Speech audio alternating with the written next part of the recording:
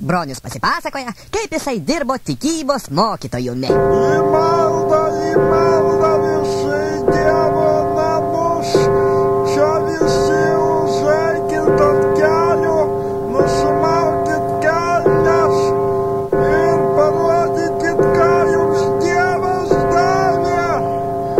Va tai va šūkaudavo, va tai va rėkaudavo, šitagi būdavo tokius. Ale žinai, Česlovai, kaip sudėtingai yra vestas tikybos pamokas. Aš tai neįsivaizduoju. Ale žinok, nepatikėsi, kurva matka, blėt. Žinai, katalikiškoj mergaičių gimnazijoje aš dėsčiau tikybą. O blėt, ten tokios kurvos susirinkęs trumpais sijonais. Visos tos merkščios. Aš tai girdėjau, kad ten Boba su Boba myli šitoj gimnazijoje. Nu, tai būdavo visko, žinok, būdavo visko.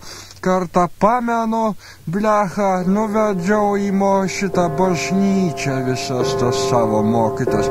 Ir sakau, mokinės, klausykit, kaip varpai skamba, koks tai dieviškas garsas yra, koks tai, daugiau negu šituo su motociklo prasilėkti jums tuščios galvos.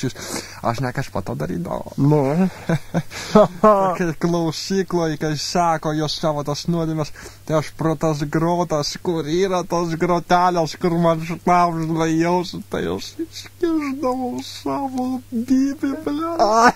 Aš čiulpdavo, blėt, visos čiulpdavo, blėt.